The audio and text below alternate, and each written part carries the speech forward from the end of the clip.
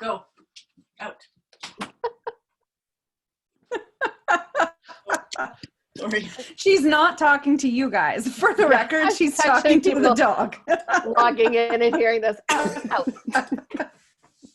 Hi, everyone. You're allowed to stay. Even the dog is getting a little antsy. All of this.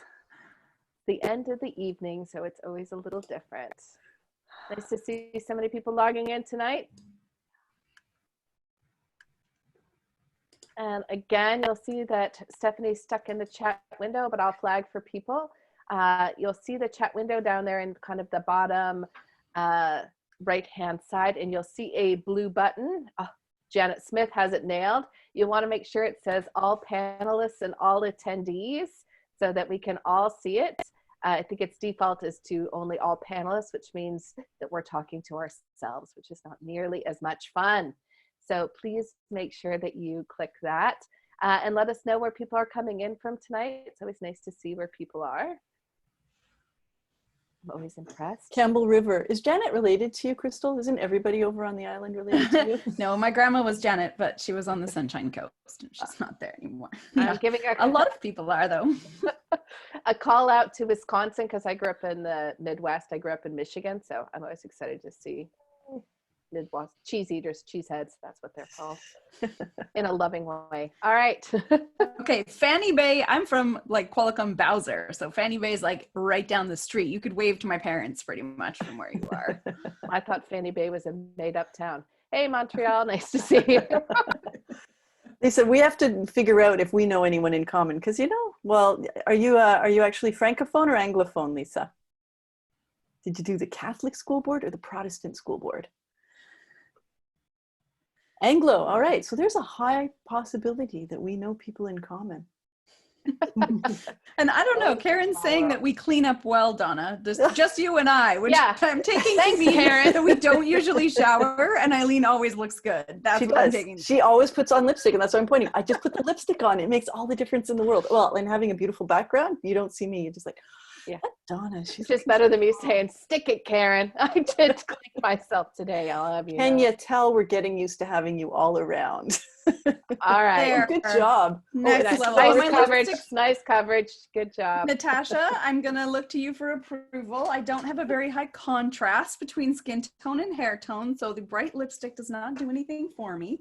But if Natasha gives me the nod, then this one will be okay. And actually, I like to pick nail color by theme as well as lipstick, and this one is called Euphoria. So I've been enjoying that. I always do that too with lipstick and nail polish. I can't buy them unless they have a really good name. Yeah. How bizarre. So Nice. I have a tiara, Christy. I should let you know I could put it on. I can strap it on. It's right behind me. Wow. Oh, look at that. You're just ready with everything. I'm not going to show you well, what it's I my have. writing tiara. Yeah, so it's here. All right. I'm getting mine now. Oh, for goodness sake. You guys are asking for trouble. It sits, you know what I'm going to bring at the out. edge of my champagne bell that I can ring when I've done the writing and worn the tiara. We'll see if I'm dressed up enough for Karen now. Is it? Okay. Let's do this. Oops. I don't have a tiara. Just have an itty bitty one. Oh, Donna. Okay, Donna needs a tiara. So if anybody finds a good one and is looking for a Donna present, this is the thing to be done. I liked the very sad, I don't have a tiara. Here, can we like virtually put mine on you? Oh, it doesn't. I can reach your head. Like it should just go right there. It should be perfect. Squish your head. Squish it. Brian, we could get you a tiara. There's no shame here. Oh, yes. Love a little tiara. All right, it is 5 p.m.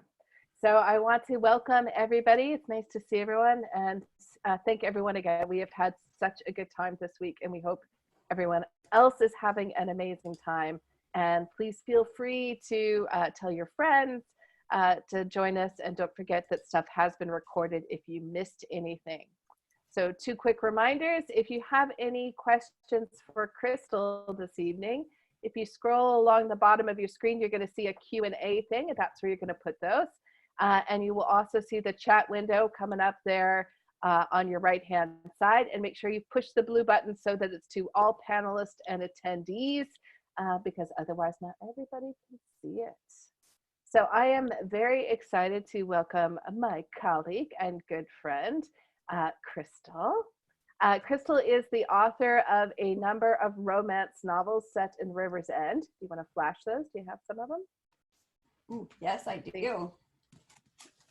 See, I'm in charge of marketing, so I have to do that. She does, which has been a series that she's had going on for a while. And I have always found it fascinating how she plots out this series and how she keeps all of that going. So I think it's very intriguing.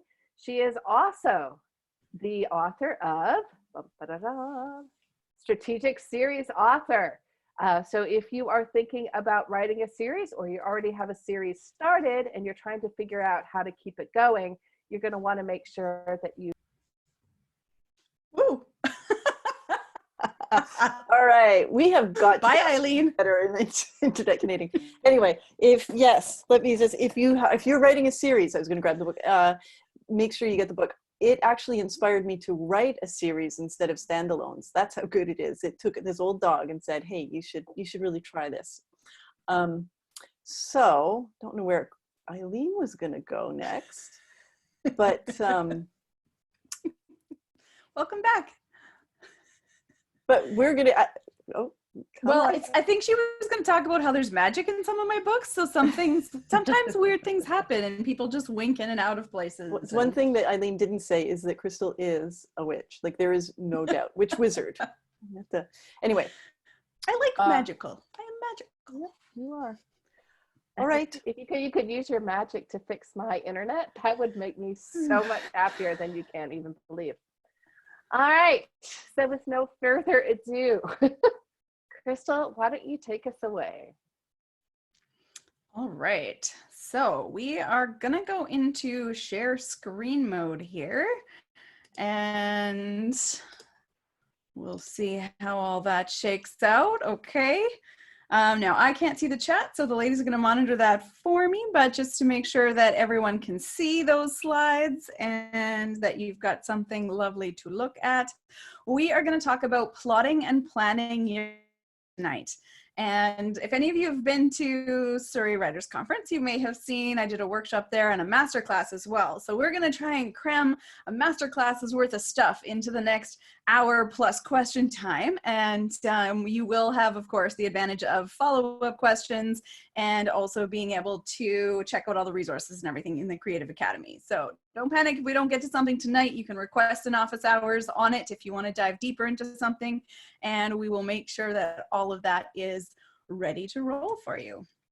So Eileen covered a little bit of this. So who am I and why am I here? Well, I am the author of, I think, 40 books at this point over the last 15 years, a bunch of children's books, which a lot of them were actually series as well that were written for an educational publisher, different graded reading level sort of stepped readers, a lot of illustrated chapter books. And then also our nonfiction book series with the Creative Academy and a ton of River's End books as well. And I really like series, and I love when things are connected, and I love the puzzle aspect of all of it. And from a marketing perspective, it's just smart to write in series. So we are going to tackle 3 different things tonight. We're going to talk a little bit about actually writing a series and how that works. We're going to talk about the publishing side of things a bit so that you can think about how you might want to publish your stories and what the options are and some pros and cons for each of the different ways of publishing. And we're also going to talk about the promotion a little bit, because I think you actually need to start with the promotion before you get to the point where you're writing, because if you don't know how you're going to promote it or where it's going to go, then you will be sort of shorting yourself a little bit. You'll be creating a situation where you don't know quite as much about what's going to come, and that can cost you opportunity-wise when you actually are getting to that stage of publishing. So you need to think about how the later stages are going to work, even as you're writing things, because that's going to have an influence. I'm big on setting yourself up for success. So there's 3 main things to think about as you're getting your systems set in place. The first one is make sure your systems are portable. So it is easy to put together a really great wall, for example, with all your notes on it, or a notebook. There's all kinds of things. There's lots of different ways to make your materials come together. It might be a notebook, it might be, I have a whiteboard wall, so it's very tempting just to put things on my giant wall. I wanted to paint a map of my town on the wall. And in the end, I decided against that because I thought about, well, what if we're moving? What if I'm traveling for the weekend or whatever, and I can't take my wall with me? How does that work? And so I actually went with a lot of digital methods, and then my notebook and whatever else I can carry easily with me, just so that I could work anywhere, regardless of what else was going on. So really think about being portable, and that became extra useful when my wall got disappeared in a flood last year. I would have been really sad if that was where everything lived. So get flexible is also another thing. You need to be able to flex your systems to change with you as your life changes. What if you have a parent who needs looking after and you need to travel a bit? What if you get an amazing opportunity to go on a book tour for one of your other books? You need to be able to switch things at the last moment and adapt as you go. And it also needs to be sustainable. And I don't necessarily mean it shouldn't kill all the trees, which is true. If you can avoid having all of the paper, that's not a bad thing to do.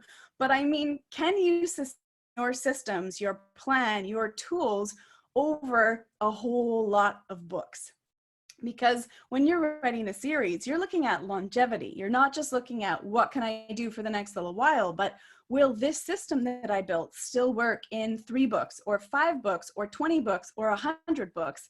And so you want to make sure that whatever you're setting up for yourself is positioning you to still be successful and not have to redo all of that work every time you level next level. So those are the things we're going to keep in mind all the way through. Now, part of that, Crystal, we had a question. Did you always plan to do a series, or did you switch to a series after doing the first book? So someone who may be thinking as you're going, I didn't know I was going to write a series. So did you always know? Not really. I started writing my first romance novel when I was 15. And I started putting story ideas into my notebooks and then into my computer when computers eventually came along.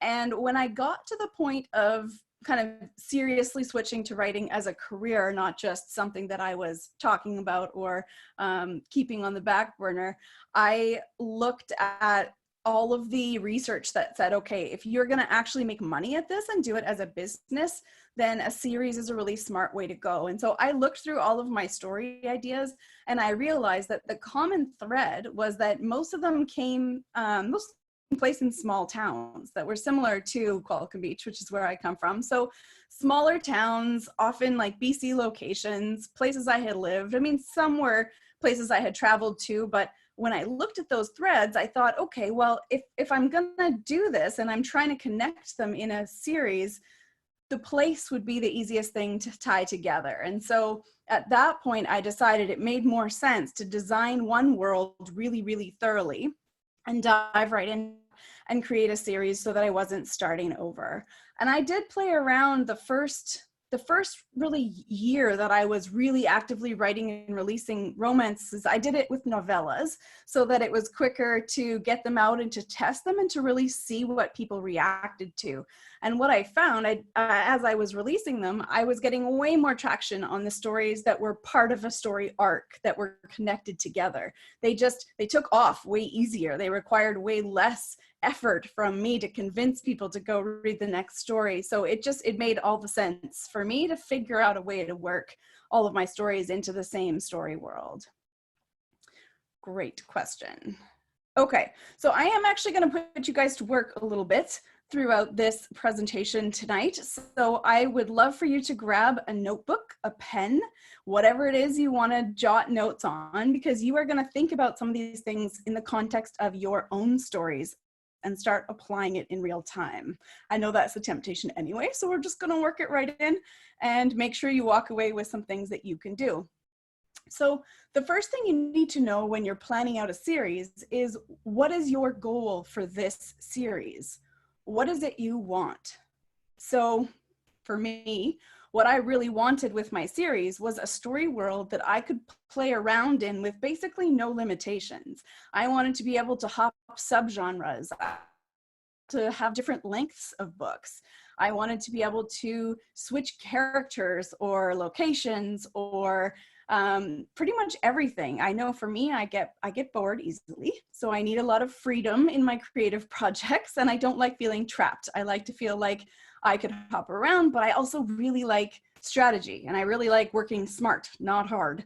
So I wanted to find a way to mash up all those things together. So for me, my goals were flexibility, major flexibility, and not having to pre-plot everything, because I like to plot the high level and then pants the rest. So for me, if I felt too hemmed in, or like I had nowhere to go and I couldn't change my mind about what I was going to do in later books, I would probably just get bored and pitch it. So my goals were that I wanted to keep it fun, because for me, the romance stuff, it's my playground. It's where I go to remember why I'm being a writer and why I love stories and characters. So that was important for me. Your goals are going to be different. When I say SMART goals here, they don't necessarily have to be the traditional version of SMART goals. It's the, specific, measurable, actionable. I can never remember R in real time. And T, which is time tied, right? Time specific. So it can be that, but really it is having a SMART goal in the sense of you need to be intelligent about how you're choosing what your goal is. And it should be realistically achievable. Maybe that's what the R can be in this one. Okay, perfect. And how are you going to define success? So for me, I had two key things that were going to define success for my series. One was, did I still want to write the books? So that was primary measure of success with my series. Is it still fun to write? And so in that case, as long as I can answer yes to that question, then that is my definition of success for this particular series. The other definition of success is that I wanted each story that I released to at least pay for itself in terms of the cost to produce it. I've had some history in the publishing world over the last 15 years, and the first time around with our publishing company, we invested a crap ton of money, and we did not see all of that come back to us. And so this time, my rule for myself was that I was not investing beyond my initial investment amount that I set aside for the first couple of projects. I was not going to invest any more than what I was getting back from those stories. And that over the first, year or whatever it was, I wanted to see the money that I had invested for editing and, cover images and all that kind of stuff coming back to me from the stories. So as long as that's happening, I can keep going because it's fun. Means I can use my time outside of the other things I'm doing to work on them without it feeling like a drain. So I want you to think for a second about your own series and your projects that you're working on, and how will you define success of your series? And if that's a 3-book deal with Random House, that is awesome. Go for it. You don't have to undersell it. Think big, reach for the stars, but what is it that you want to see from that? And share what you're coming up with in the chat, because it's often interesting to see what other people have to say, and it might make someone say, yeah, I want that too, even though you should have your own. Yes, writing should be fun. Okay. I don't see goals yet, but I want to. What do we want, folks? What are we getting out of this? Someone other than my friends and family to buy my books. Yes, the first time that strangers hit the buy button and you start seeing names on your mailing list that you don't personally know, you're like, woo, amazing, made it. Knowing you've positively impacted a reader or gotten someone invested in your character and story. Yeah, those reader emails are so powerful, and honestly would write each story if all I got was like one response from one reader who said, I loved this and it, changed how I think about X, Y, or Z, or it made my day, or it made me smile, or it made me cry, or whatever. That would be enough of a reason to keep writing. Okay, book to streaming series deal. Nice. Yes, that is on the hit list as well. Netflix series down the road is on my hit list as well. more of the wish list than the requirement, but eventually. Okay, so the planning. Now that we have some vague notion of what you want it to do for you, we need to think about how are you actually going to put this thing together. And I find every author I've talked to who writes series has come up with some way of managing all the bits and pieces. But when I went to write the series, I couldn't find any guidebook or anything that was going to tell me, you know, what should I be tracking? How should I be tracking it? How does all this stuff work? And, you know, I thought, well, this seems like a waste to have to come up with everything from scratch. Why can't we share what we know and kind of start there? So when I started thinking about it and trying to decide how was I going to link my stories together, I started thinking about what are the ties that bind a series together. So some are connected by the world where they take place. So you might have a Marvel comic book universe, and so that world is where these things happen. They could be connected by setting, and in this case, I'm thinking of setting like a specific apartment building or a city or whatever. You can scale that setting, big or small. They could be connected by character. So something like the Hunger Games, where we're following Katniss as she goes through this journey that she's on, right? And so she is the connecting thread between all of the books. You could have a story that's connected by a group of characters. So Game of Thrones is an example of this, where we have sort of an ensemble cast and the group of characters are connecting us, but we're also connected by the world there too, right? And sometimes the mini arcs within the settings. So you can have lots of overlap actually between these different areas, but some are very specifically one or another. You can also have things that are connected by events. You could have, let's say, well, let's say right now, like with the way that this world event of the virus has changed everyone's lives, we could have a series of stories that were people all over the world experiencing this same thing from different points of view in different locations with different groups of people. And so you could still have those as a themed collection of stories or as a series of without them sharing all of the other characteristics. So you have a lot of options in terms of what are the connecting pieces. Why would you choose one over another? So I had a good chat with author Jonas Saul, which is, there's a recording in our YouTube channel that'll be embedded somewhere in our Creative Academy community space as well. And for Jonas, he writes a linear series with the same character, and Sarah Roberts is her name. And when we were talking about our different writing styles and our different series, he said when I described what I was doing that that was his idea of hell, basically, that having to track all these places and timelines and everything else was just crazy. So he writes linear, and she gets to go to a new place every time because he loves to travel, so he can research while he's traveling. And also that all you have to remember when you do it like that is anything character that is stable. But, you know, if they had a scar from a previous injury or something, you need to know it, but you don't need to have spreadsheets of every location she's ever been. If it's all in the same town, you have to track all those little things.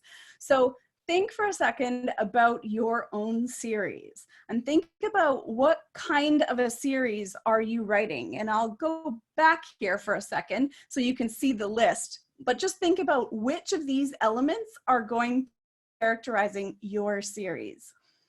And you can pick more than one. It doesn't have to be just one, but which ones apply to you?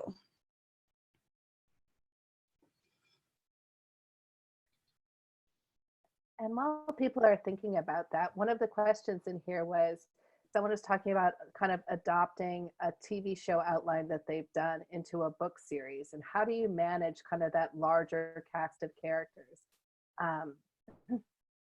when you're trying to keep track of all of those people?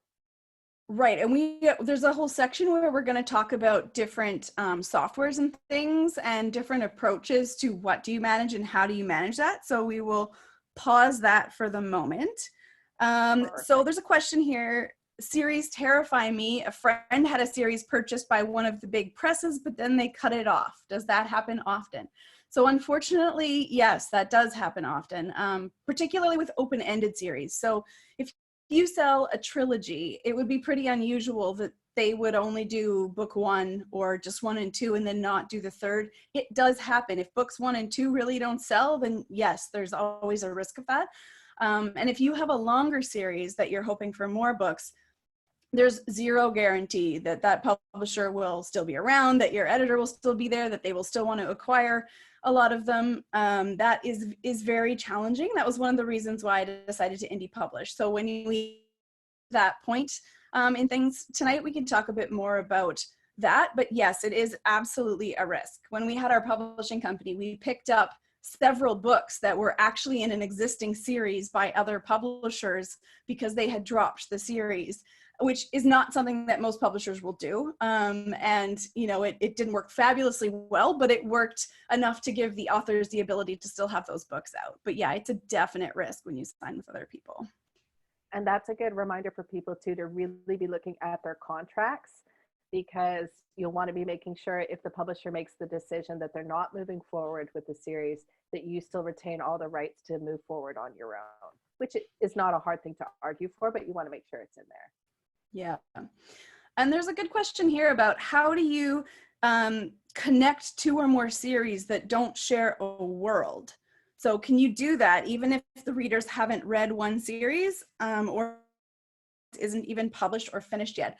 So if you're trying to connect things that don't share a world, then you could use your character or group of characters or events to connect those things, right? So it's the other threads can work to hold things together. Hopefully that makes sense, Michelle.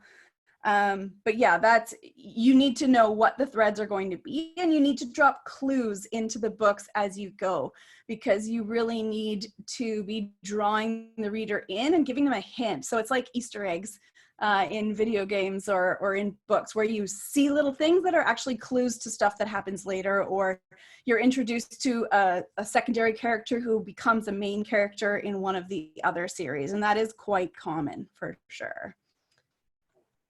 Okay, so have folks figured out what it is that ties their things together, and we're ready to dive into a bit? Okay, so if your series is tied together by world, what are you going to need to keep track of? Well, there might be maps if it's a specific physical world. There might be rules about your world, like what is the gravity like?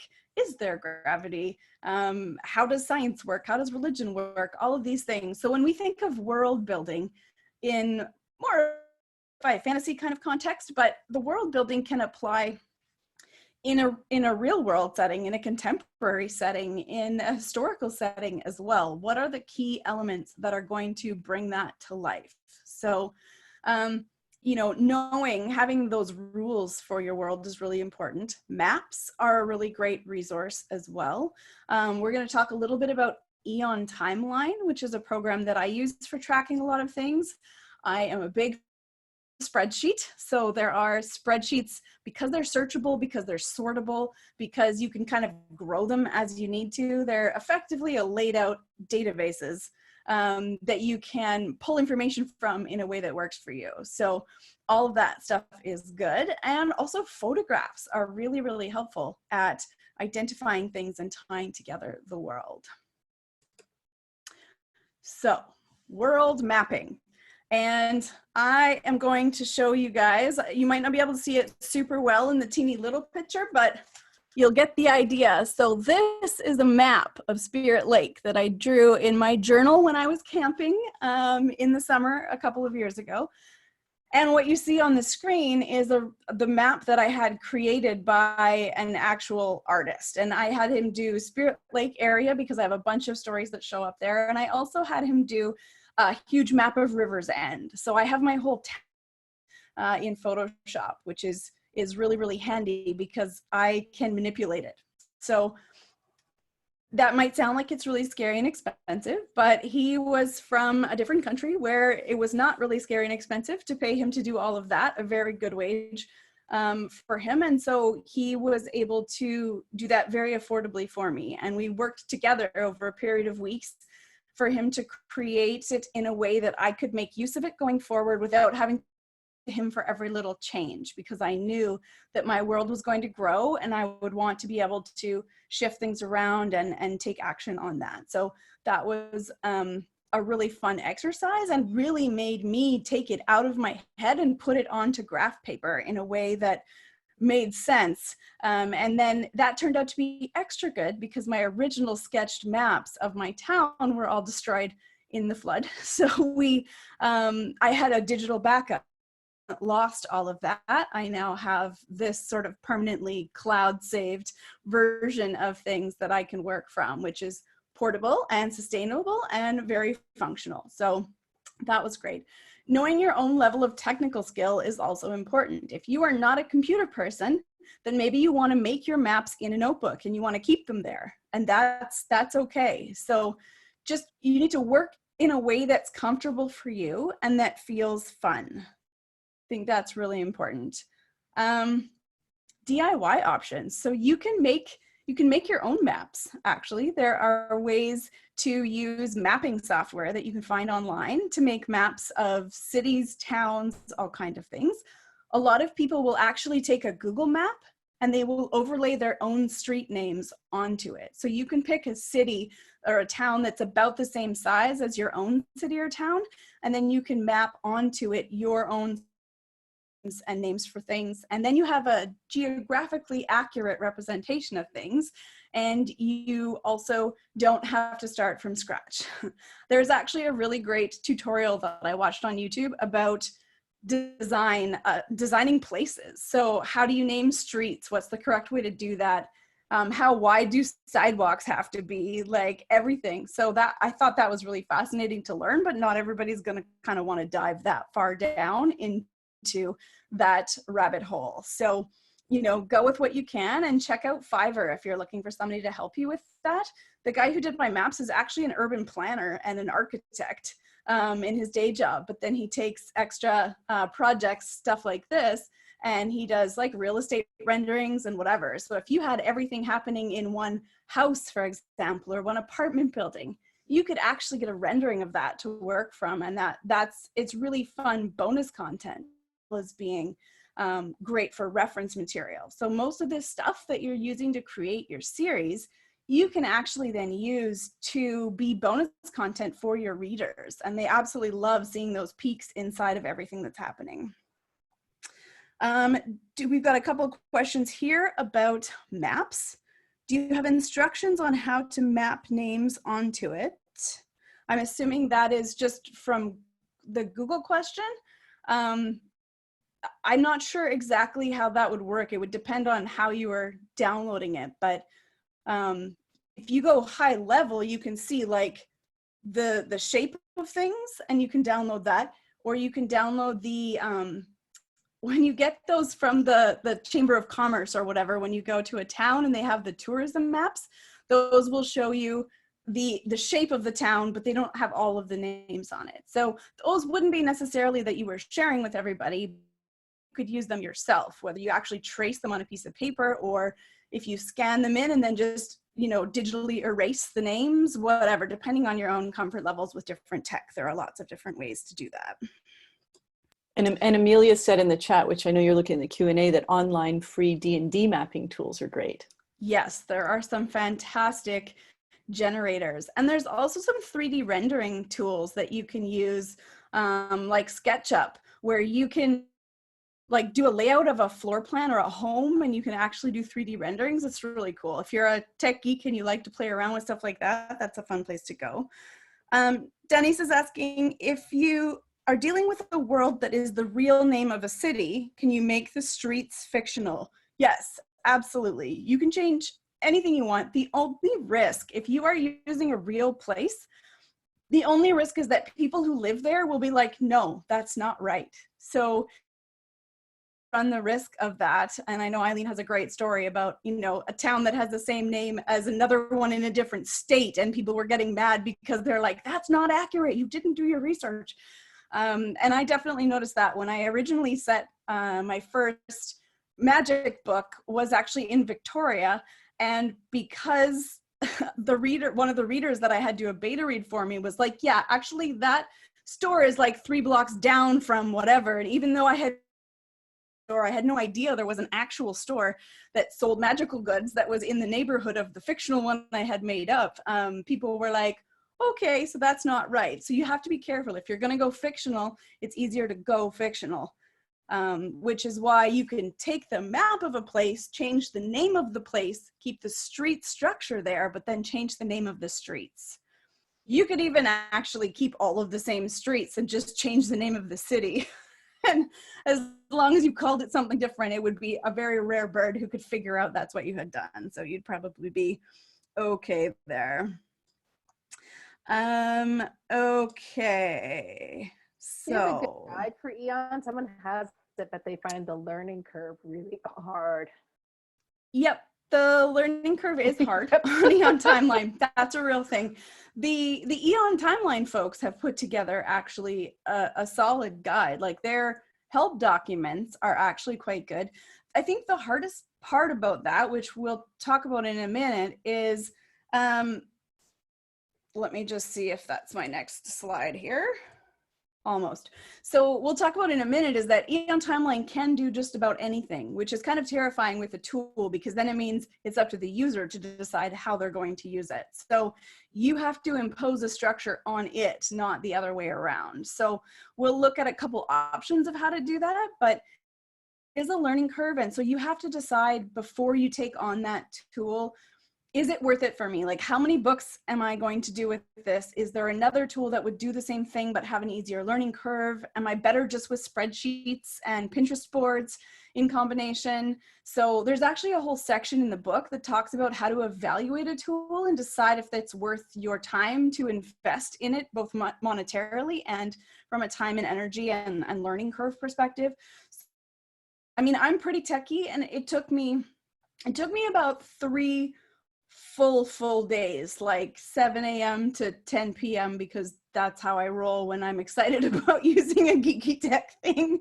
So it took me an entire long weekend to like watch every video I could find, read all the help documentation and think about it. And it took me another like 3 months before I had enough failed attempts at setting it up that I actually figured out how I was going to use it for my series, because it did take putting in a bunch of sample information, then seeing what wasn't working before I could actually figure out what was going to work for me. So it is not a small time investment, but 3 years later, in what is probably going to be a 30-year, 40-year writing career, it made sense for me to invest that time. But you have to decide what makes sense for you. Have you done an office hour where you show Eon where people can at least have a peek at it to decide if they might like it? I definitely have. And if we maybe can set up a specific masterclass on that, I think that would be helpful, because it's not a quick, like, I can show you a couple screens of it, but that's not helpful unless we do a bit of a deep dive. So that would be a great thing to show, and we could maybe do some Eon Timeline, but you could also see some alternatives, because I do have some great spreadsheets and things that do that. So I see that in the chat window, so if people want to check it out. And I know sometimes I just like, even just to have a peek at something, and I can tell pretty quickly, like, oh, I would love to play with this, or like, oh no, not my friend. Yeah, and depending on what you're tracking, like, some of the beauties of it are that you can set your own type of time. Like, you don't have to have a 365-day year. You can make up your own calendar and it will still track time for you. So for people trying to make up their whole world, that's a nice way to go. So, and we can come back that a little. If your series is tied together by setting, you're going to need buildings and businesses and neighborhoods and towns. And my favorite tool for tracking stuff like this is I actually use architectural drawings for all of my characters' homes, because I have a tragic sense of direction. Like, I will walk out of the elevator at the Surrey Writers Conference and go the wrong direction every time. It's been like 15 years. I don't know where west is. I just am not. That is that I have, which is maybe why I like living in the technology so much, because the real world just befuddles me a lot. But so for me, if I'm going to try and describe a scene where, you know, the person is coming up the stairs and in the hallway and around the corner 100% of the time, I will be sending them in the wrong direction. And, you know, anyone reading it will be like, but the bathroom's that way, you know? So for me, I need those plans. So I actually go online and I find house plans and I pin them to a Pinterest, drag them into my Scrivener document as part of my research. And this does two really good things. It keeps me sorted out. But also when my editor, Amanda, is going through to check everything in the copy editing stage, if she's like, I don't know about this description, you know, wasn't the closet on the second floor, then she can actually just click on that map and check it, right? So if there's anything that doesn't make sense, you have a really easy way to up. And I also found a lot of the architectural sites will have mock-ups of the home with furniture in it and everything. And so like I'm not one for pouring through, you know, Lifetime Living magazines or whatever. So I don't know what is, you know, early modern furniture. I have no idea. But if I look at a house someone else has decorated, I can describe what's there or use it as inspiration. So I think there's a lot of value in finding those things that other people and putting that to use for your own story. So it's a bit of a cheat, but if you are going to be doing a series where you need to come up with literally hundreds of characters and hundreds of houses and all of these things, you don't actually want to be an interior decorator / architect. You want to be a writer. So let's use what some of these other professionals have created and take advantage of the whole interweb filled with knowledge. Okay, so here's where we have Eon Time. So tracking characters, places, and events. You can do all of those inside Eon Timeline. So we will do a deep dive into this another day, but this was just to give you a quick screenshot of what that can look like. And it is very different depending on the views you choose and how you set it up and all of those things. But I have maybe 300 characters now and a lot of settings. I have an entire business directory in my town of all of the businesses and all the streets and all the everything. And so tracking all that, you do need information. It's a real place to me. So this can be very helpful for that. And we can talk about that later. So if your series is tied together by characters, or if you have recurring characters that are coming throughout, you need to know a little bit about their history. You need to know a bit about their descriptions. What do they look like? What is their overall arc? Like, who are they? How are they going to grow? What is their wound, their challenge? How does all that work? And you also need to be able to track sources of conflict because, of course, as Eileen talks about in her excellent book on conflict, you need to be able to make their lives difficult. So when they get there happily ever after, we think they've earned it. Also, so your readers keep reading because stories without conflict are a lot less interesting. So when you're looking at characters, you need to be able to track all of those things. And my its battery, so it is possessed by demons and keeps changing my slides on me. Okay, so how do we do that? How do we track characters? You can do that with actual description. So maybe you have in a spreadsheet a list of names and then you have a description of who looks like what, or who has any birthmarks or defining characteristics or anything like that. I actually use Pinterest boards a lot, and I also use spreadsheets where I drag images of characters in. And I love to go to stock photo sites and actually get images of my characters because, again, I have trouble picturing things without an image. And so for me, I want to actually know who that person is and what they look like, and they kind of take on their own life, but it works a lot better with an actual photo. So I will go and find those. You need to also map relationships between characters. So things like who is so-and-so's cousin, who's the, the secret baby, who is the, kid who was adopted and nobody talked about, who is the, the best friend who's ended up living with you growing up like a sibling but isn't. You need to know how all of your characters are related. So that's really important to be tracking so that you don't accidentally people or kill the wrong person or cause all kinds of anachronistic problems as well with your timeline. If you have people that you suddenly say are family and they can't be family because of the timelines, you're going to run into trouble. So it's really good to know how everybody relates to everybody else. You also need to know the order of events of things that are going to happen, right? So that you can avoid spoilers. If you have, let's say, 3 books in a trilogy and they actually share a timeline, so they're all happening at the same time, which I actually have right now. So I'm working on this. So 3 books are like this. They're all happening at the same time, but I need to know, depending on the order you read those books, is anything that needs to be a big reveal in book 2 getting given away by accident in book 1? So how do I track what is being revealed and how does that work? And how do I leave just enough breadcrumbs in each of those books to lead people into the other ones, right?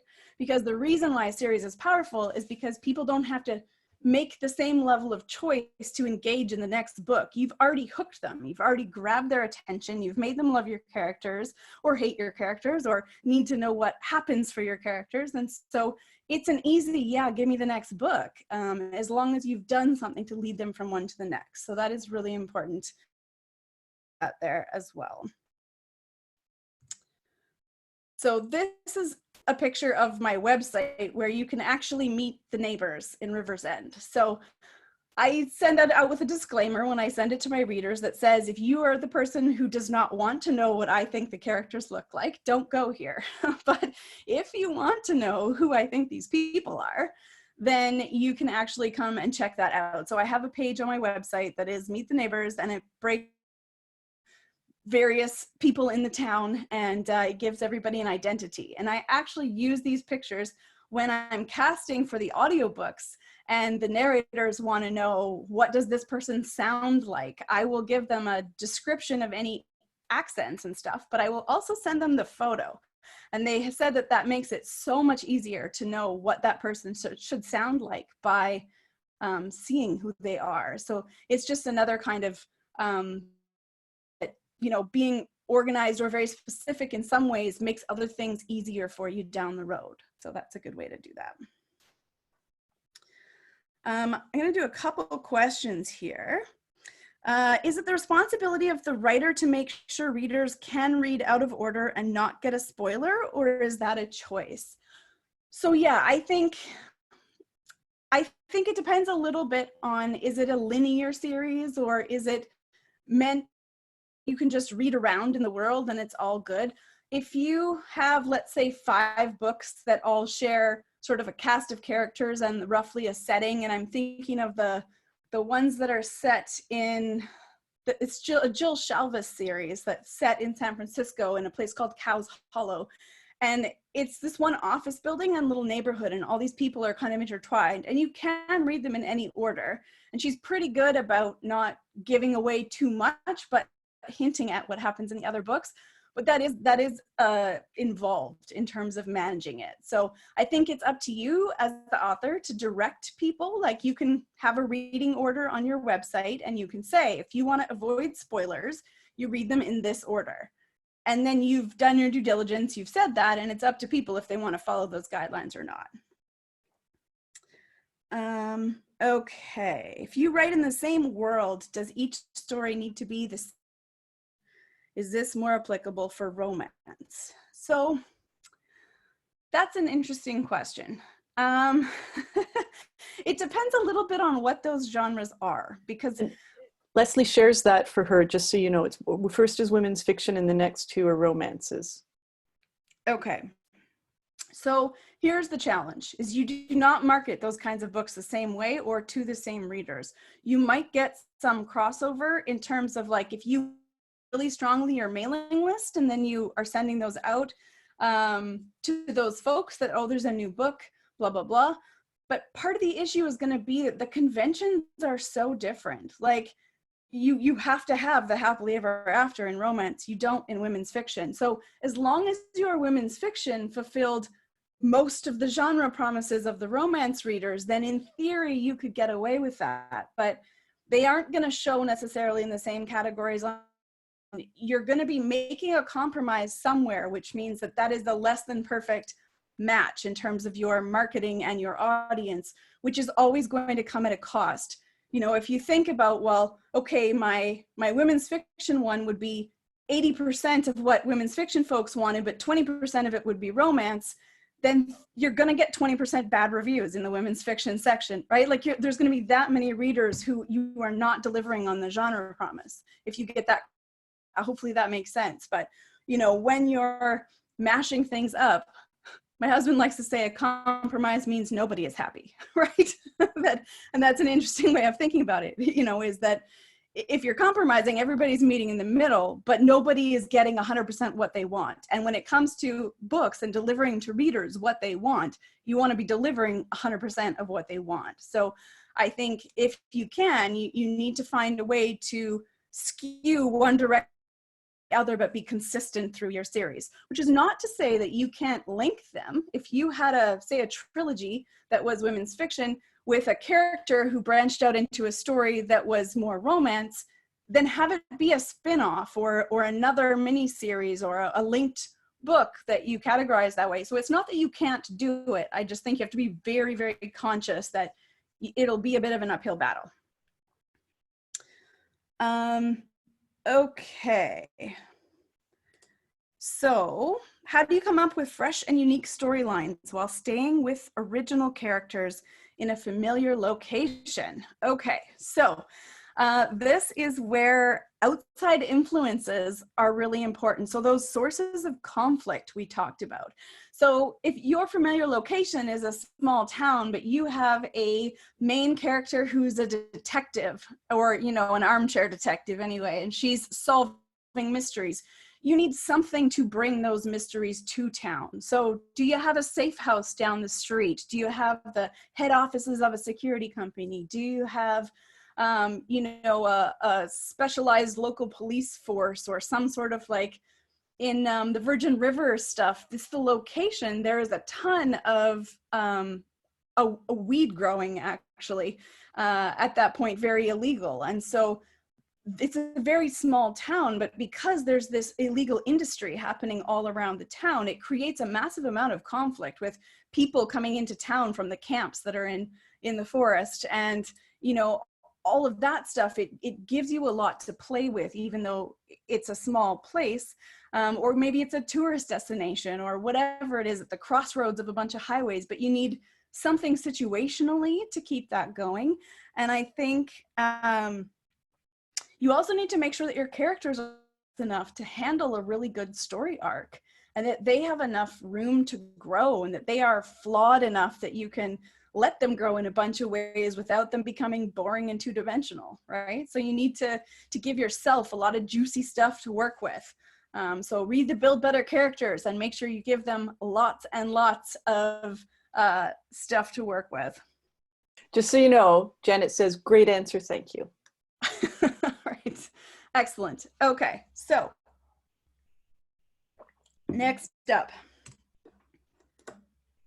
All right, so what we were talking about, which is mapping connections. So I love Scalpel for this, but they made some changes where visually it's a little bit trickier to use pictures in Scalpel right now. So it doesn't matter what you make this with. You can just use a Word document, or you can even just draw it in your notebook, which I've done repeatedly.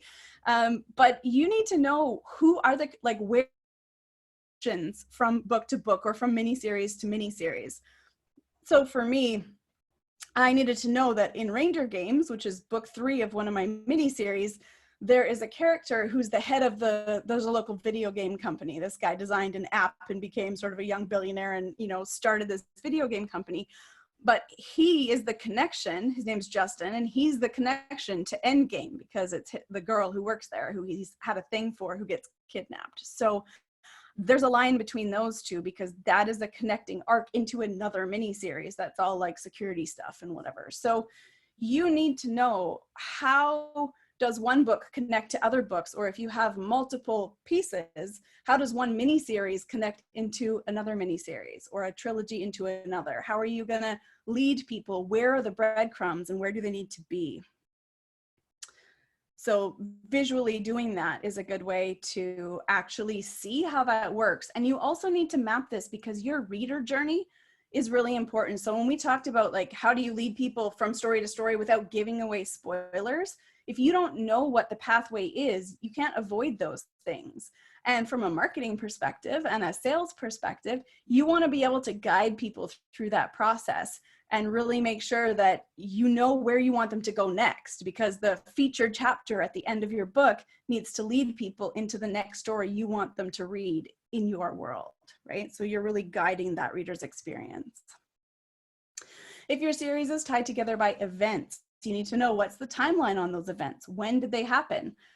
Are the stories linearly linked? So do you do one and then the other and then the other? So do you have to age your characters and make sure that, you know, the kids are growing up in an appropriate rate, or that the seasons are passing, or whatever it is?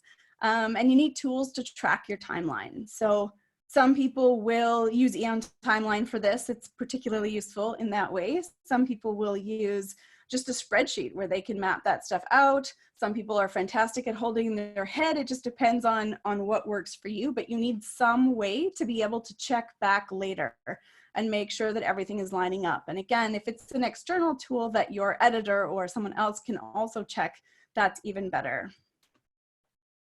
One of the ways that I've used Eon Timeline is creating sort of a town timeline as the main one, and then subsections for each book of where that fits into the whole timeline of the town. But you can also do a separate file for each book. And again, we'll talk about that more when we do a deep dive into Eon Timeline another day, but this is just an example that there are lots of different ways to set that up, and that you can just choose what's going to make sense for your own way of working and how that works.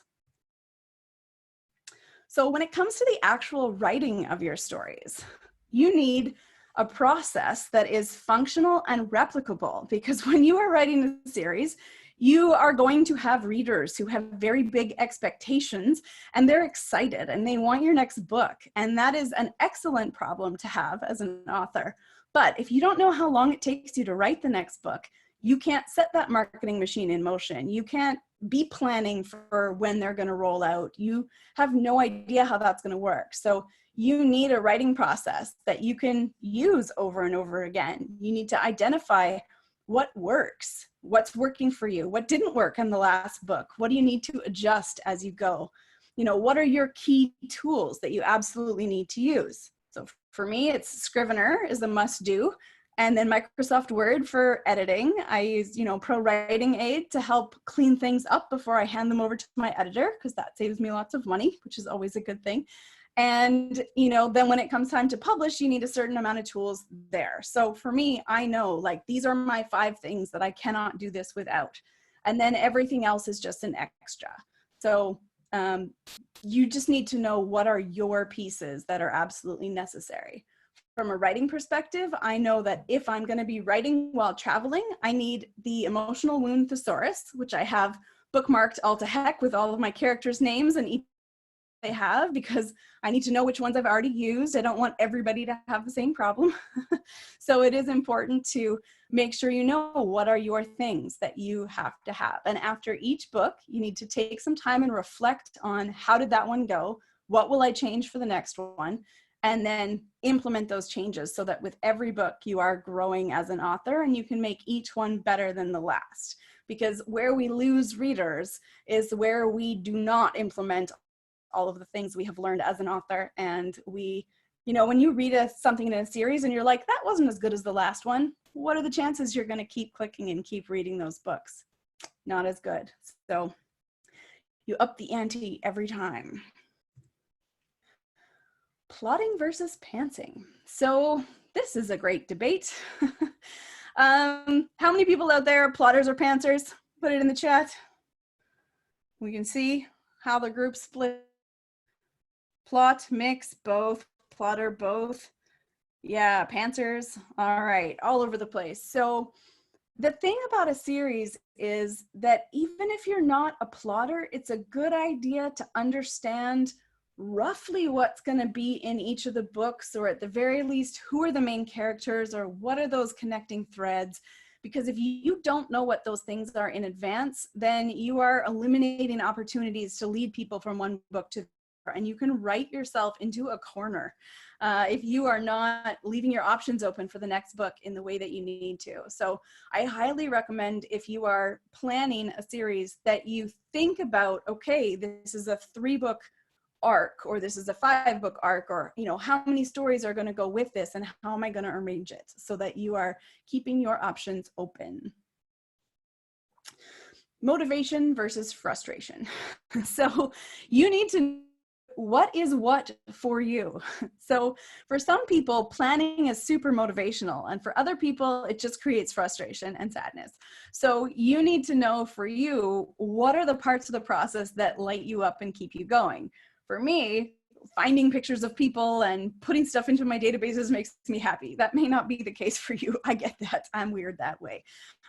So you need to know what elements of this process are going to keep you happy, and try to skew things towards that, so that you are always choosing to incorporate things that work for you. Someone else's process is not going to be perfectly replicable for you. You're going to have to make some decisions that make things make sense for you. And what plotting tools are there? There are a lot. And I am very confident that Eileen has covered a lot of things in her office hours that would help you with that. So there's books, there's websites, there's a great intro, Angela Ackerman, where she talks about her online box of writer's tools that all can help you with all different parts of the story process. So there are all kinds of things to help you with that. Okay, anything in here about plotting? So we have, how can you transition between an origin story focused on 2 characters to a larger story with an antagonist, more characters, and expanded world building? Okay, this is a really specific and very long question. 1 second.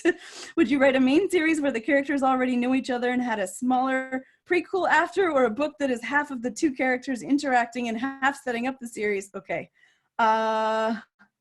Yeah, I feel like this is an entire conversation. So Michelle, your mission is to take that question and paste it into one of our discussion forums. So you can put it into a genre-specific community, or you can put it into a learning hub, but then we can talk about that in more detail and do some brainstorming about ideas. But I think processing at that level of specificity right now is not going to get us through the rest of our workshop stuff. So and I would add that that's one of the beautiful things about writing is, I read this question in the chat window, is I can see you doing it multiple different ways. Mm-hmm. You can do it different ways. So it kind of reminds me a little bit of the comment that I think it was Liza who made, what does each one get you and what does each one cost you?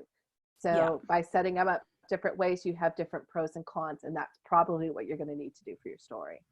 Yeah, so there's no one right answer. There's 5 right answers, maybe 50 right answers to that. So, and probably the right way is not the first couple that will come to mind. So if you do a little brainstorming exercise for yourself and go with multiple possibilities, it's like that 20 ideas list.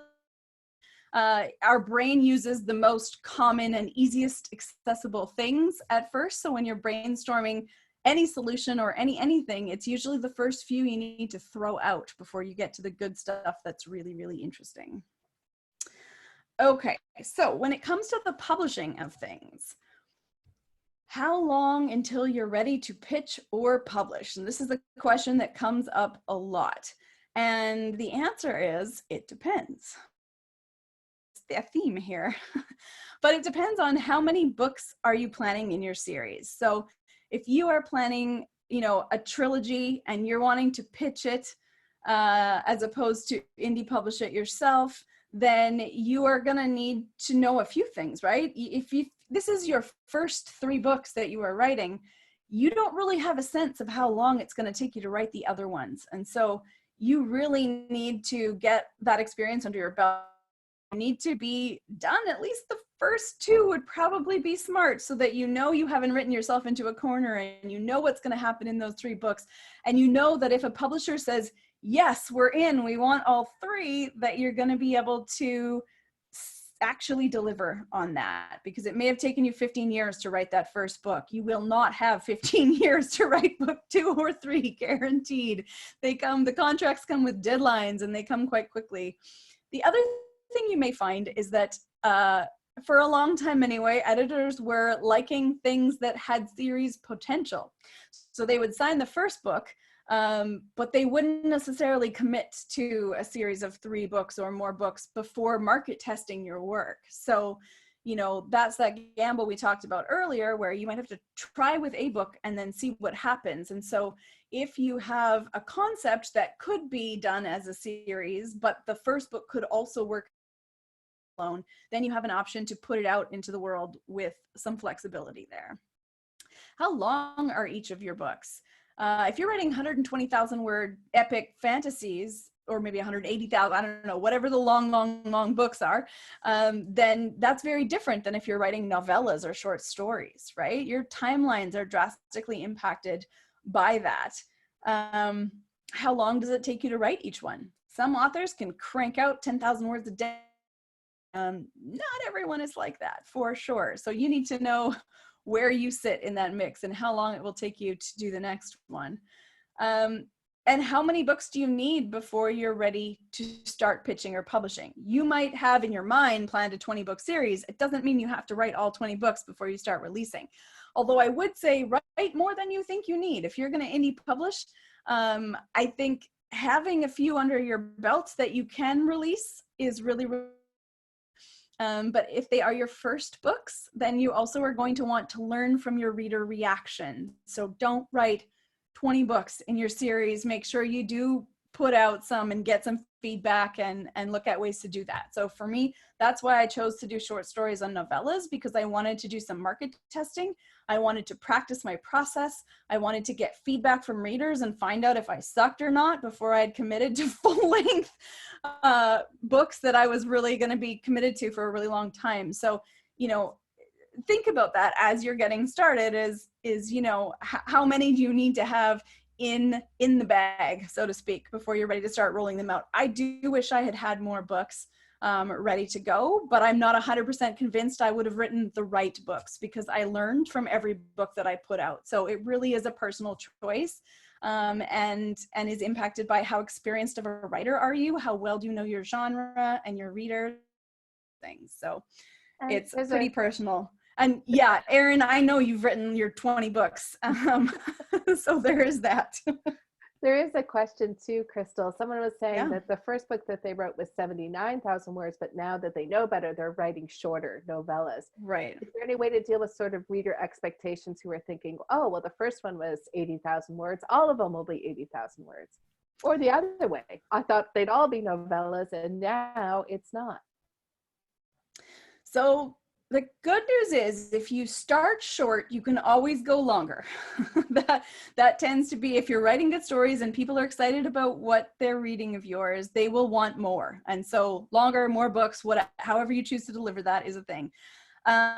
If you have a series where the first one is very long, but the rest aren't, that is something to look at. So depending on how that is, and if you haven't released it yet, you might want to extract some of your content from book 1 and turn some of it into a prequel that you can have as a newsletter exclusive. Or maybe you want to pull out a couple scenes and have some deleted materials that you offer to your mailing list that nobody else gets access to. Maybe you want to combine, like if you've written a long one and then a couple short ones, and then you think you're going to go long again, maybe you want to make those short ones be freebies or promotional, or you bundle them into one book so that the reading experience is still roughly the same length. There are lots of ways around that. It's definitely not a deal breaker, but people do get settled into certain lengths, so that is important, and they show up in really different areas of the Kindle store. If you have short reads, there's special categories. They break it out by like under half an hour, under an hour, under 2 hours, and that all happens automatically. You don't have any say in that. So length will put things in certain places and not others. But the good news is with digital, being more and more common that we're going straight to ebook, people don't have the same expectations of specific lengths that they used to. So consistency is good, but there is no right or wrong length for most things. There, again, it's all on a sliding scale of what does your reader expect. Now, will you go indie or traditional? This is could be literally $1 million question in either direction, depending. It really depends on your personality. You know, we've talked about this a little bit, I think, in our business Q&A.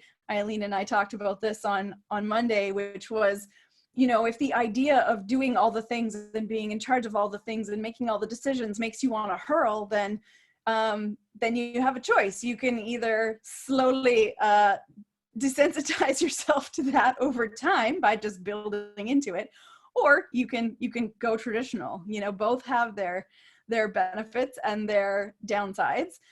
Your skill set. So depending on what your skills are, you may know how to do a lot of the things or want to learn a lot of the things that are required if you indie publish, or you may not. Your budget. If you are looking to do your project without personally investing in it, then indie publishing is not going to be ideal for you, because you wear the hat, you are the publishing house, therefore you must pay all of the bills that would normally be covered by the publishing company. So you pay for cover design, you pay for editing, you pay for layouts, or all of those things. And so there is a real range of what that costs, but it's not free if you're going to do a competitive market ready job of things. So you can cut the odd corner, but not all of the corners. So there does have to be a budget required. And it also really depends on for your book and for your career. So we talked a little bit about, you know, those control issues that some of us have, which is where, you know that I have stories I want to write in this world for potentially decades. You know, I was flexible enough about how I designed it. I want to play there for a really long time, and I don't want somebody else being like, nah, we're done here. So for me, having that control over my release schedule and over the longevity of my world and my characters and how I handle things and what risks I take and what formats I do, for me, that's really important for my career. But, you know, for other people, it's not. They're happy to be flexible and roll with the punches and, you know, just navigate through things in another way. And they want the traditional machine behind them and on the support that comes from having that team behind you. So that's legit. And if that is what makes sense for your career, then it's worth pursuing for sure. What do you want to do your books in? So there are various ways to do this. You saw a handful of the little bitty books. I have little print pocket books, and these are novella length. They're super short, but they're really cute and they make me happy. So we do that. And they are great to do, you know, real events with people when you're going and doing signings or whatever. It's nice to have a physical thing. And for a lot of books now, if you just have ebooks, you don't have anything to sign. You don't have anything for your bookshelf. So I like to use print on demand to make sure that I have at least a few copies of things on hand to play with.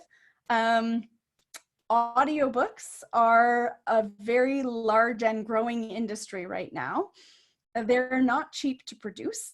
And for the most part, you shouldn't narrate them yourself. If you are a professional voice actor and or someone who's willing to learn and is also doing nonfiction, then that can be a smart choice. Fiction, it's much more common for the author to be the narrator, because often it's really, you are the subject matter expert, you are explaining a topic that you know all about. People like to have the author's voice.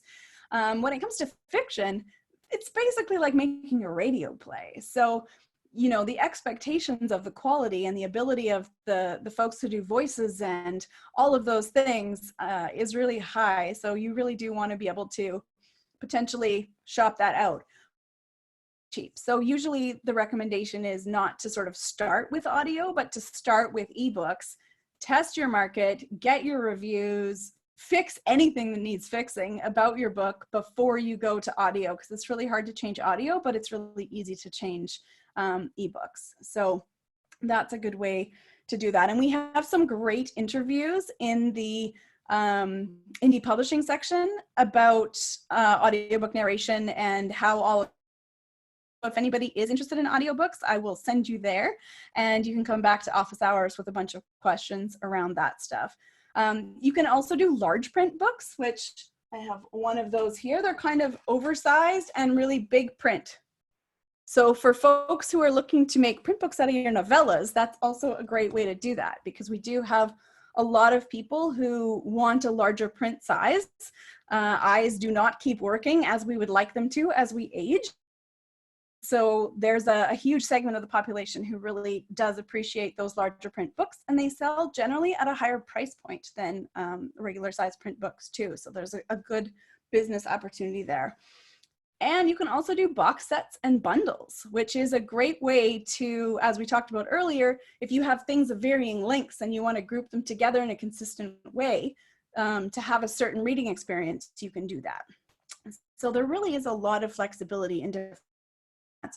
And different formats cost different amounts of money to produce. So if you are an indie publishing author and you're maybe a little bit more budget limited, if you're just doing ebooks, it doesn't actually cost that much to do the production side of things. Even your covers are cheaper because you just need the front, you don't need the full wrap, you don't have the extra expense of audio.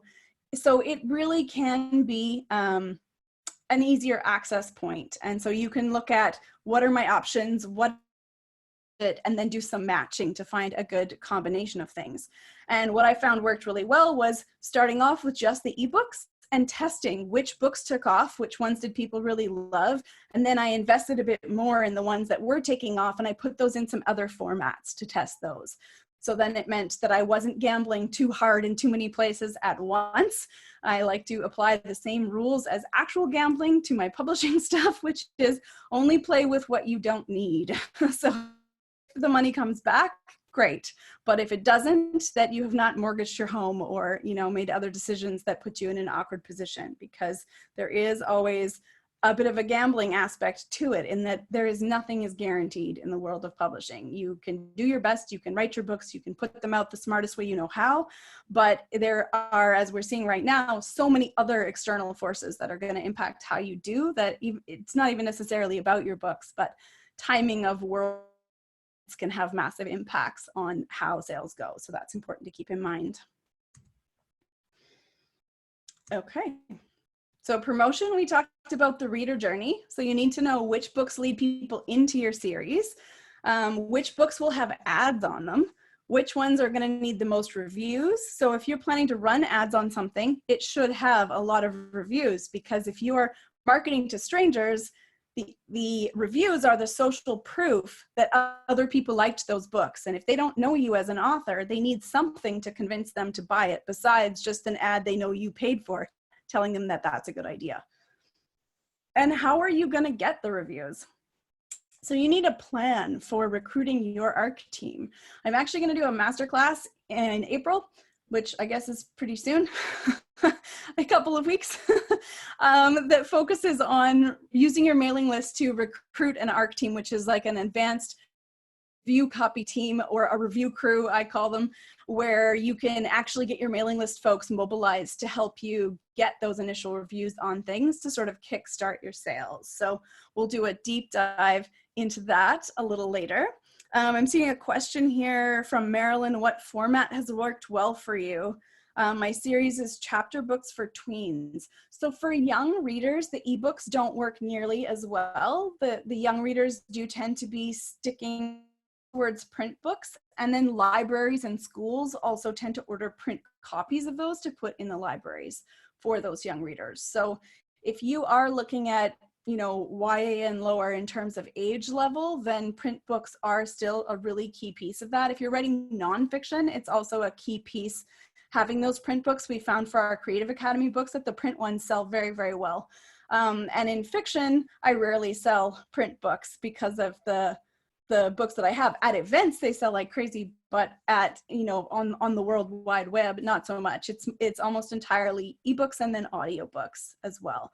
But audiobooks are maybe a 20th of the ebook sales, partly because of price point, partly because of scope, and partly because just the distribution methods are very different. So I would say if you're gonna pick ebooks, and then for those of you writing for older adults, I know one of our members, Janine, has had great success with large print books and with the print format of her books, because she writes second chance romances, which are the main characters are a little bit older, and so are most of the readers. And so there is a generational or an age difference often in terms of preferences for formats of books. And it's just matching up your content and your audience.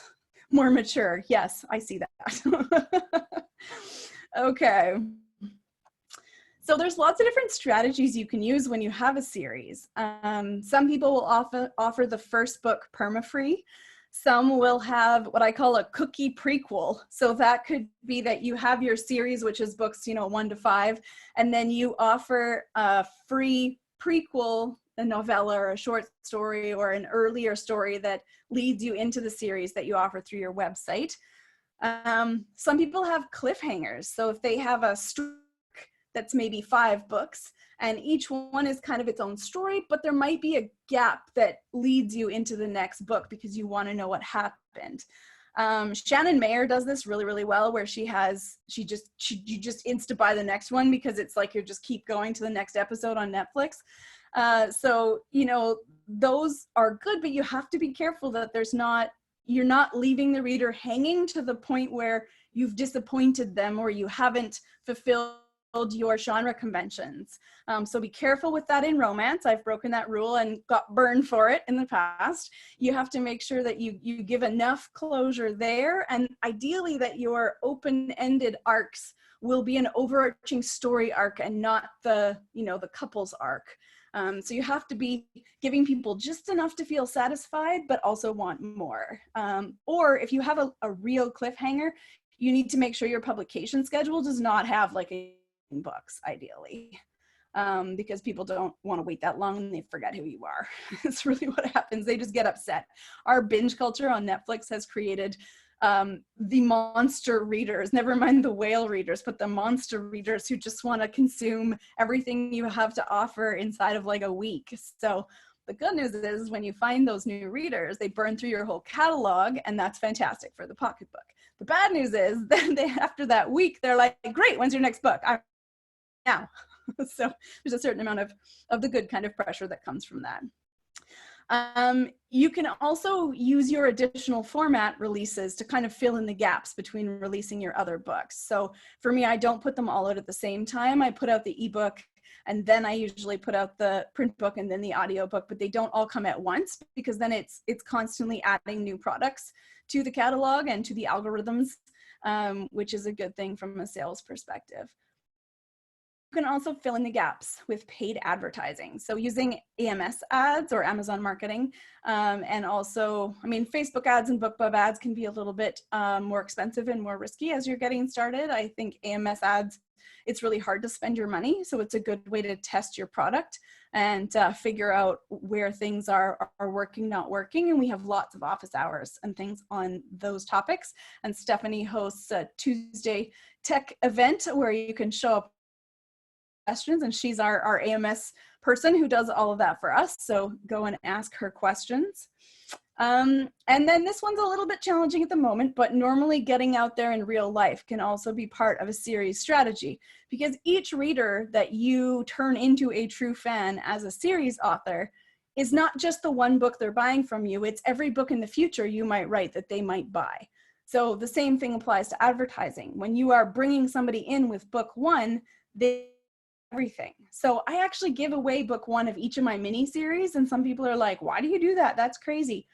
But it's advertising I don't have to pay for. And if they like it, they keep reading. So for me, that is worth it, because it's sort of effortless marketing in the sense that, people find them, and then if they like them, then they're hooked. And so I think of it as just a way to draw in that reader and turn them into a fan. So we can, till the cows come home, there are plenty of pros and cons about each of those things, but we can leave those for an office hours. As far as releases go, the way Amazon works is you lose about 30% of your organic traffic each month after you release a thing, which means that after about 3 months, you can see this lovely little flatline thing happening. If you just release a book and then you watch your numbers, I have perfect graphs of this because I've tested it out. You release a book and you go drop, drop, drop, and then you're like down here at the bottom, and then you release a book and you pop back up for all the new release energy, and then same thing, down, down, down. So you want to make sure that you don't have too much time between those releases if you are indie publishing, because it's hard to get that momentum, right? So it's nice to have them somewhat grouped together in a somewhat regular schedule. So for some folks, what that means is write, so that they have those 3 books to release, and then they might do a book, and then 3 months later a book, and then 3 months later a book, and then maybe they do nothing for a little while after that, but they would have that completed trilogy to market like crazy. So you do find there are some readers who will wait if they know that there's only 3 books or whatever in a trilogy. They'll wait till all 3 are there so that they can speed read through all of them. So that's just something to be aware of. Once I had completed my first story arc, the sales on that one, I think, are about 10 times higher than any of the other miniseries that are not yet completed, because as soon as it's seen as a complete set, people will buy in different levels. So that's really important. We also have a masterclass booked on launch strategy. So we'll talk a bit more in that about different ways to launch books in series and not in series. You need to decide if you're going to do pre-orders or not do pre-orders, and there's a great deal of debate around why you might want or not want to do that. We have a lot of office hours on that, and we'll go into that in detail. You can also do a cheaper priced launch period to try and generate some momentum. So a lot of people will have a lower price for the first week or whatever when they launch a book, so that they can try and generate some movement and to get some of those initial reviews up right away. Some people will even do it free for a day or 2 so that their review crew can all grab copies and have verified reviews instead of unverified reviews. You can make bundles available or box sets. One thing to watch for if you are going to bundle your series books into a package is that your package becomes a whole different product, and it needs its own reviews, and it counts towards your rankings as its own thing. So if you are trying to run ads on your individual books because you want to keep sales going, but you're also having a bundle available, you're actually kind of competing against yourself. So it really depends on what your goals are for your series and for your box set of whether or not that's a good idea. When you're looking at coordinating multiple formats, there's a lot to think about there in terms of it can be beneficial to have everything available at once in terms of people finding your book and clicking through and off they go, but it also means that it's longer between books where you don't have a new product that's coming out. So neither strategy is correct. They are just different. And so you need to know your own goals and what you're trying to do for that. The algorithms and the also bots. So this is a fairly deep subject, which we dive into very frequently in office hours, but the algorithms are the computer Let me guess, things. in office hours. I was going to say they are the computer things that basically drive the back end of the Amazon store. So think of it as the little robots who decide which books to put in front of people and not. And so there's a certain amount of strategy for your series of making sure that the right people will see your books at the right moment. And there are ways to launch and to promote your books that help make that work better than others. So that's important. Also, bots are also part of that whole Amazon bookstore experience, where Amazon will tell you, and you see a row at the bottom of lots of books that says people who bought this book also bought this book. And you want to make sure that your also bots are the correct things, because if people who bought my book also bought Stephen King, well, that's great, but it's not going to help the little Amazon algorithm learn which people would like my books, because the average Stephen King reader is what I write. So that's not an ideal matchup. So it really is about identifying that market and having them matched with the right stories. And another strategic thing you'll have to dive into is deciding for your series, do you want to go wide, which means are you going to publish on all of the platforms like Kobo and all of the places? Apple. Apple, thank you.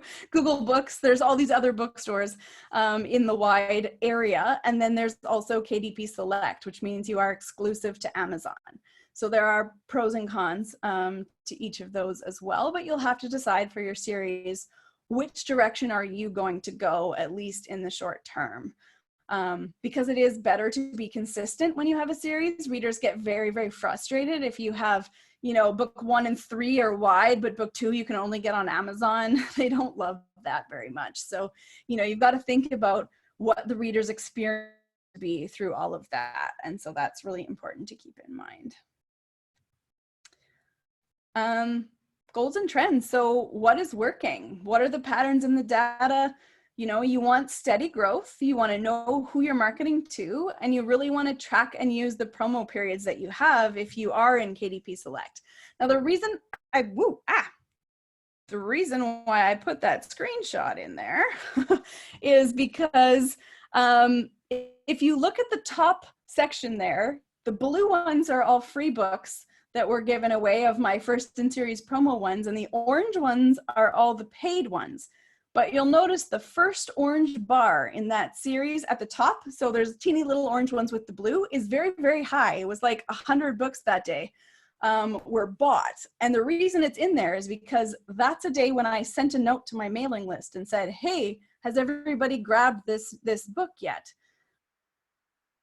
And so the reason that's in there is just to show you the power of actually developing a mailing list, because when you have a series, your mailing list becomes exponentially more powerful, because each book you are launching, if you can throw the weight of all the people who are already following you behind it, you're going to be able to build that incremental success. And as your sales go up and your books go up and all of those things, because you really want consistent improvement over time.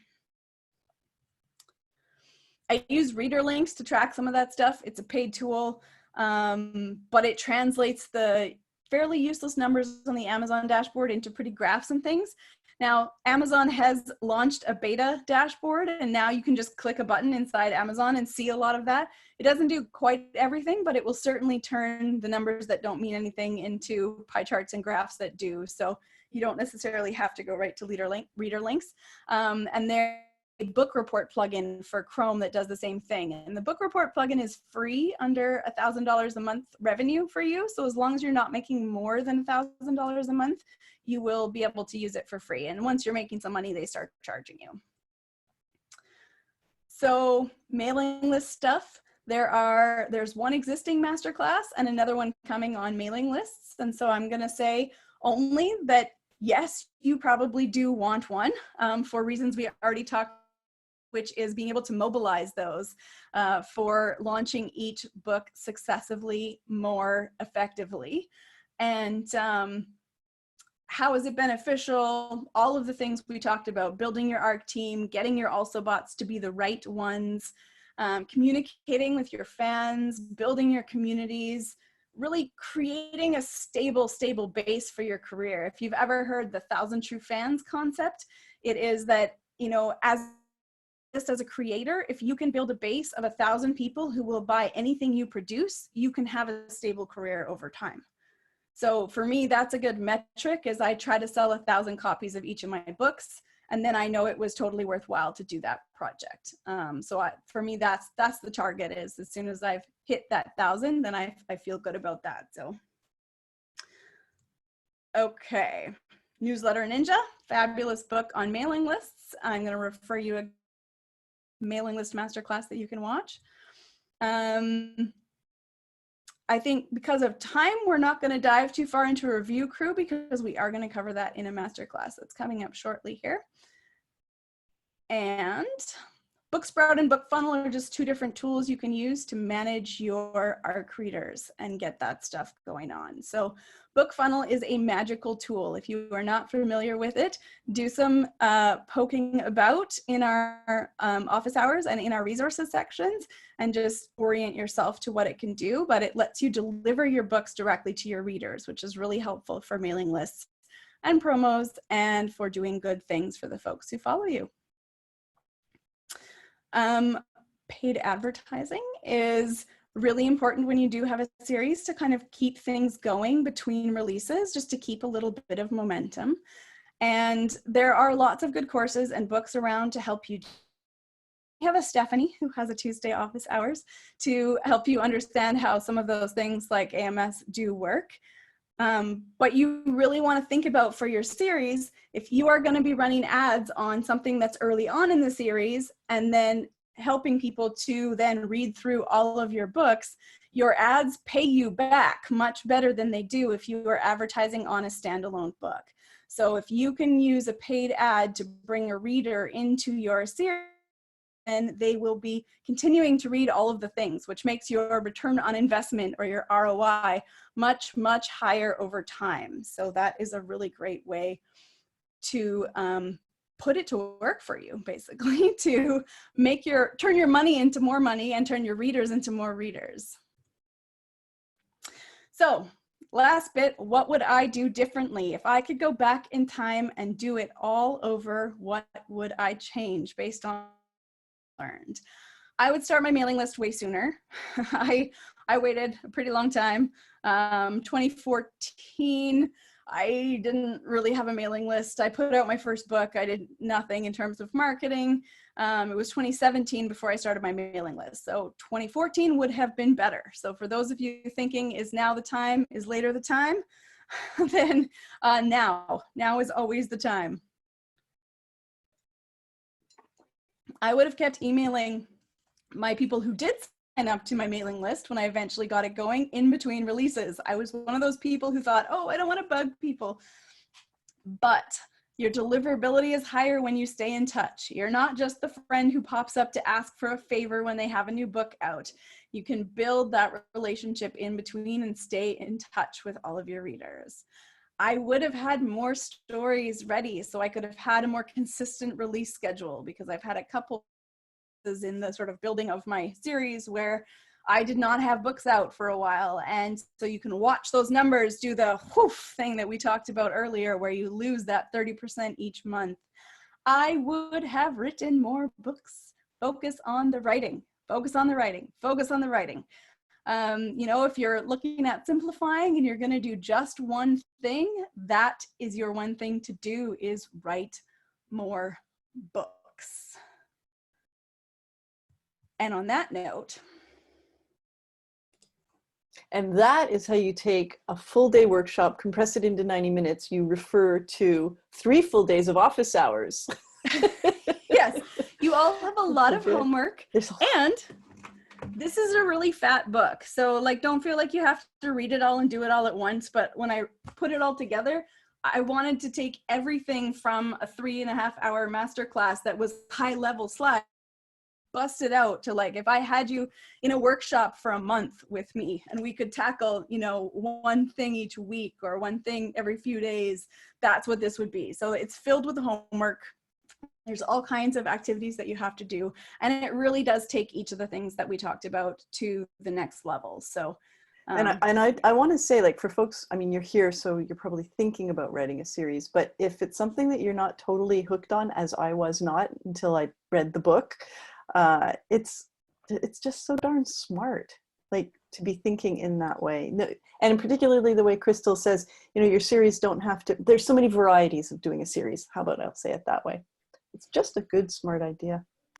And even if you're doing standalone, a lot of those exercises are still really helpful, because although you may not be writing a series, you're writing a branded number of books that do in some ways usually kind of fit together. So it is helpful to keep in mind. Yeah. Asking where can I get the book? So you can get it on Amazon. And then there are some resources and things that go with it that are inside the Creative Academy community space. So you can find those. And Michelle did have a question in here, and Marianne as well. How can you adapt a plot plan styled after a TV show outline, which is 20-minute episodes or seasonal, into a book series? Specifically transitions